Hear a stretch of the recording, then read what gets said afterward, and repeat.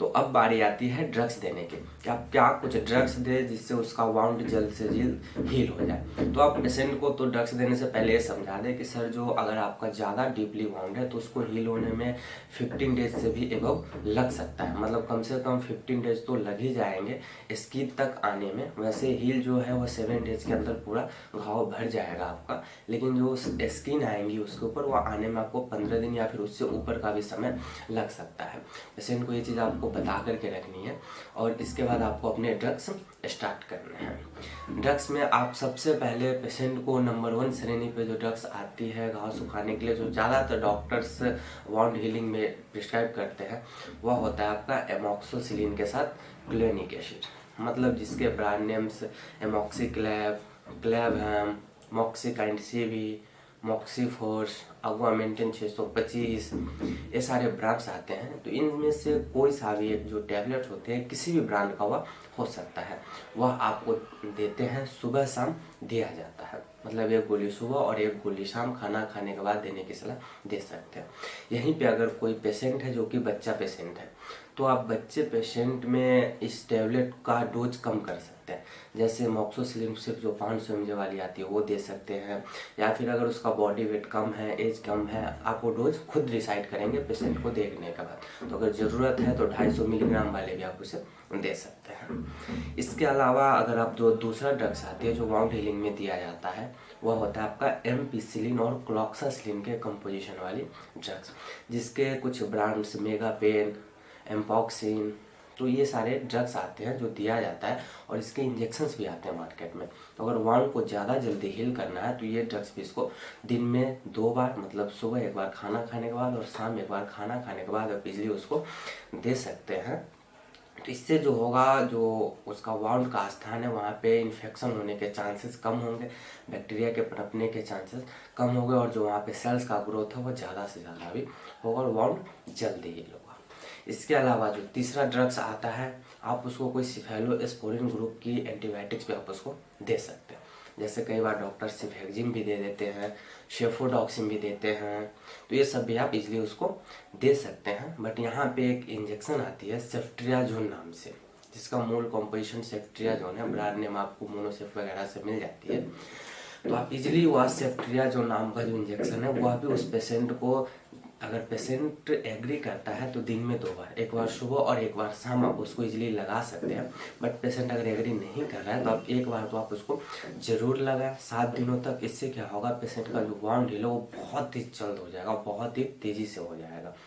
ठीक है, तो ये तो लगानी जरूर है अगर पेशेंट एग्री कर रहा है तो। और सेफ्ट्रियाजोन इंजेक्शन लगाते समय आप वहाँ पे 1-2 एडिशनल ड्रग्स जो आती है वो भी आप इसलिए उसको यूज कर सकते हैं। जैसे काफ़ी सारे ड्रग्स यूज करते भी हैं, कुछ जो प्रैक्टिशनर है वो ड्रग्स यूज करते भी हैं, जैसे जेंटामाइसिन, और इसके अलावा जो डेक्सामेथासोन आती है उसको भी 1-1 ml या 2-2 ml ले करके उसी सेफ्ट्रियाजोन जो मोनोसेफ इंजेक्शन है उसमें मिक्स करके इजीली पेशेंट को लगा देते हैं। इससे क्या होता है, जो पेशेंट का जो वाउंड का एरिया है वहाँ पे स्टेरॉइड की वजह से ना तो ज़्यादा खुजली होती है, ना सूजन होने की संभावना होती है, ना रेडनेस देखा जाता है, तो वाउंड जल्द से जल्द हील होता है। तो ये आप इजीली कर सकते हैं। ये एडिशनल है, अगर आप एग्री करते हैं तो आप यूज करें मिला करके, नहीं तो आप प्लेन मोनोसेफ इंजेक्शन आप उसे लगा दें। इसके अलावा आप उसे चौथे नंबर पे कुछ पेन किलर ड्रग्स भी आप उसको दे सकते हैं, जैसे डाइक्लोफेनिक, एसिक्लोफेनिक या फिर आइबुप्रोफेन, या फिर आप इसको कंपोजिशन में भी दे सकते हैं, डाइक्लोफेनिक पैरासीटामोल, आइबुप्रोफेन पैरासीटामोल या फिर एसिक्लोफेनिक पैरासीटामोल।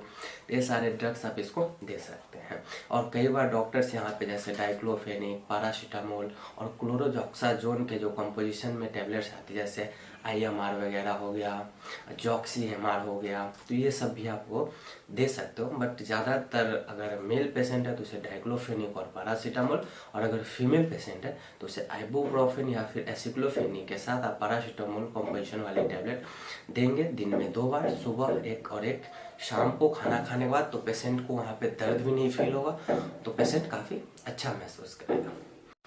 इसके अलावा एडिशनल में जो कुछ प्रैक्टिशनर्स या क्लिनिकल स्टाफ होते हैं वो इसमें कुछ स्टेरॉइड भी मिक्स करते हैं, और इसके साथ साथ आपको एक गैस का टैबलेट तो उसमें ज़रूर मिक्स करना है, क्योंकि व्यक्ति आज इंडिया के अंदर हर एक को कहीं ना कहीं गैस्ट्रिकेशन की समस्या हो जाती है। तो आप एक छोटा मोटा जैसे रेंटेक, एसिलॉक, तो आप ओमेप्राजोल जो भी आप अवेलेबल है, जो भी कंसर्न है व्यक्ति का, पूछ सकते हो आप कि उसको कितना गैस्ट्रिक रिएक्शन होता है।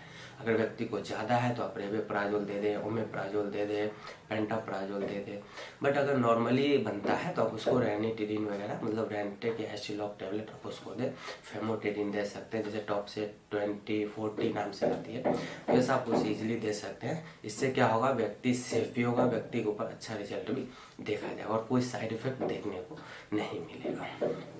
तो आप ये जो ड्रग्स है उसको 1 हफ्ते के लिए आप इसको प्रिस्क्राइब कर सकते हैं, और 1 हफ्ते अगर व्यक्ति खाता है तो उसको बहुत ही जल्द जो उसका वाउंड है वो हील हो जाता है। आप डेली रूटीन चेकअप कर सकते हैं, उस व्यक्ति को फॉलोअप लेना जरूरी होता है। साथ ही साथ व्यक्ति में आप कुछ मल्टीविटामिन्स भी कई बार डॉक्टर्स ऐड ऑन कर देते हैं, क्योंकि जब हम व्यक्ति को एंटीबायोटिक्स दे रहे होते हैं या फिर इंजेक्शंस लग रहे होते हैं तो व्यक्ति के शरीर पे कुछ वीकनेस आने की संभावना हो जाती है और व्यक्ति कुछ वीकनेस भी फील करता है। तो आप उसको इजीली कोई जो मल्टीविटामिन सिरप्स आती हैं तो आप उसको दे सकते हैं, या फिर टैबलेट्स पे आप उसको इजीली दे सकते हैं। तो ये हो गया पूरा डोज कैलकुलेशन दोस्तों, इसी को आप प्रॉपर फॉलो करें। साथ ही साथ आप बीच बीच में ड्रग्स भी चेंज कर सकते हैं। जैसे अगर आपने शुरुआत में एमॉक्सोसिलिन और पोटेशियम क्लोनिक एसिड के साथ टैबलेट चलाया है तो 1 हफ्ते बाद आप उसको चेंज करके आप एमपीसिलिन और क्लॉक्सासिलिन जैसे एम्पॉक्सिन वगैरह जो आती है वो आप उसको इजीली दे सकते हैं। इससे क्या होगा, जो व्यक्ति है वो रेसिस्ट भी नहीं होगा उस ड्रग से और उसका वाउंड ठीक हो जाएगा। तो ये हुई इनकी संपूर्ण डिटेल्स दोस्तों, और ये जो वीडियो क्लिप्स भी मैंने बीच बीच में आपको दिखाए हैं कि वाउंड जल्द से जल्द हील हो जाता है। तो ये रहा इसका संपूर्ण डिटेल्स दोस्तों। तो आप इस प्रोसेस को पूरा करके और इस ड्रग्स का इस्तेमाल करके कोई भी पुराना वाउंड है आप उसको ठीक कर सकते हैं, उसको जल्द से जल्द हील कर सकते हैं। और आशा करता हूँ कि जो ड्रग्स मैंने बताया है आप खुद से भी किसी को ना दें। अगर आप प्रैक्टिशनर है तो आप दे सकते हैं, क्लिनिकल स्टाफ है तो डॉक्टर की निगरानी में ही दें, या फिर आप अपने रिस्क पे अगर किसी को देना चाहते हैं तो आपकी मर्जी है, आप इजीली इसको दे सकते हैं। तो मिलता हूँ दोस्तों आपसे अगले वीडियो में अगले टॉपिक के साथ।